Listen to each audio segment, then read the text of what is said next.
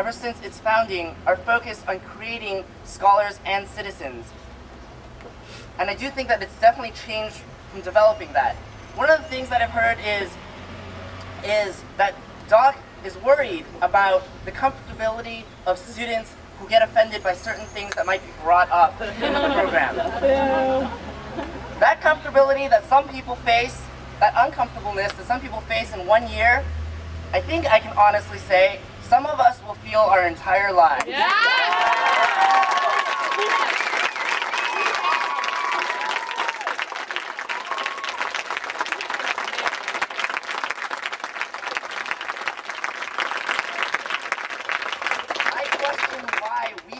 We cater to those people who feel uncomfortable. Right. Rather than not cater to those who feel uncomfortable to begin with before we even begin. I don't think this is actually just about what Doc is teaching. I don't think it's just about the curriculum. I don't think it's even just about the faculty, the diversity, the many issues that have been brought up by the Lumumba Zapata Coalition. I think this is also about input. And it's about people who believe that this is something that is important to have a say about, to have that say. In a conversation that the council had with Dr. Schrag, I asked him a question about how things in Doc are determined. He had said very specifically in response that the curriculum is solely determined by the faculty, and that the faculty are solely hired under his domain with the provost. Where's our voice? When I asked him about this, I asked, so what forms the core curriculum for Doc every year? How do you determine that? He said, in hiring faculty, he will call those faculty that he feels like are interested and fit within the curriculum of Doc. When I asked who determines that, he does. Sounds like the Supreme Court. If he hires the faculty and the faculty he hires determines the curriculum, where is our voice? That's right. Woo!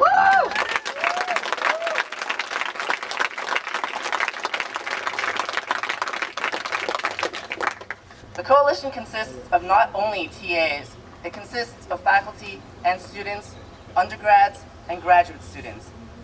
It's a mix of all of us that are here today. And in our demands, one of the things that we ask for is a committee that oversees the curriculum of Doc, a committee that consists of not only students, not only faculty, but of the administration as well. When presenting this demand, many times I have heard that this is simply impossible, that a committee like this simply is impossible. I wonder why these people aren't asking us, instead of saying, what you ask for is impossible, they should be saying, what you ask for is important. How can we work together to make that happen?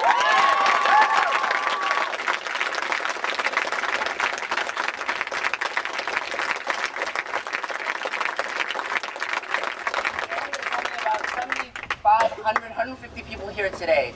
And so when you leave here today, students, faculty alike, really go out there and talk to people that you know. Tell them that this is an issue. You don't have to tell them rumors, but you can tell them that this is something you care about. And if you want to stay involved, this is something that will likely continue to happen, because I doubt that they're listening completely right now and we're getting our demands answered. Thank you.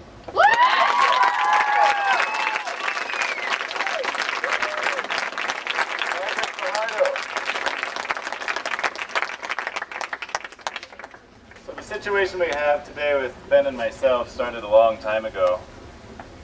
And today we have with us one of the first TAs who was speaking out about these issues several years ago, who was also pushed out of the program.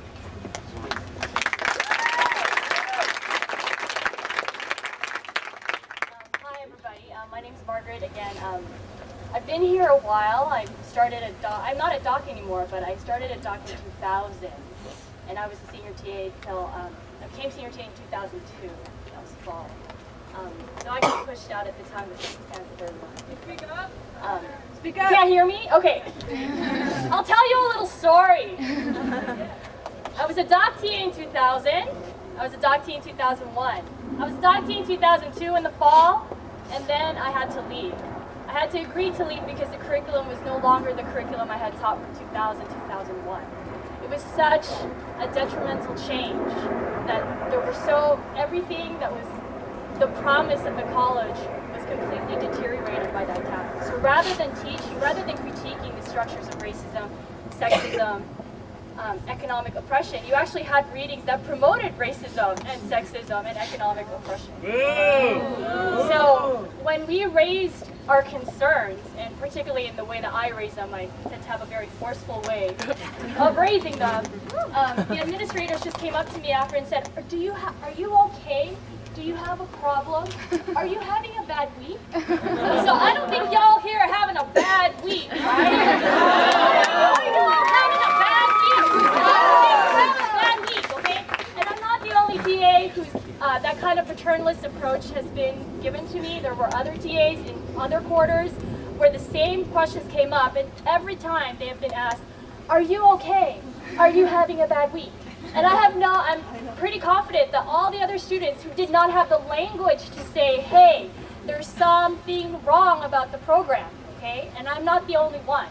So I'm very overcome with emotion that all of you are here to really look at this curriculum because, yeah, everybody has said it's not just the curriculum, it's not just job, it's symptomatic of the really growing conservatism on this campus. And if you really believe in your education and the fact that this college stands for social justice and social change, you will continue to ask questions. You will start to organize and mobilize because that's what we couldn't do because of intimidation. We had to agree to leave because there was no hope at that time. And seeing you all here just completely changes that.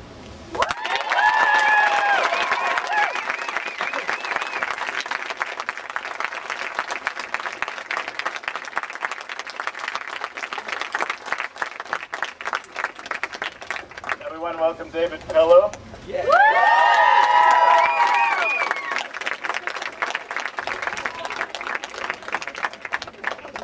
I don't think I have to say anything else. Can everybody hear me okay? Yes. All right, good afternoon.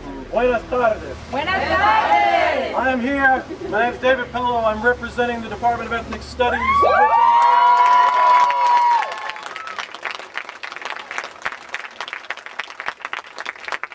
And as I look around this country, I see that we live in a nation where black men and women and children standing on the roofs of their house being washed out by the tidal wave, the unnatural disaster that was Hurricane Katrina, the racist, classist disaster that was Hurricane Katrina, waving American flags on their rooftops, waiting for assistance from helicopters above from the federal government, without food, without water, for sometimes upwards of a week. Billions of dollars squandered on the cleanup. People are still poor, wallowing in poverty, wallowing in eco-apartheid, wallowing in environmental racism.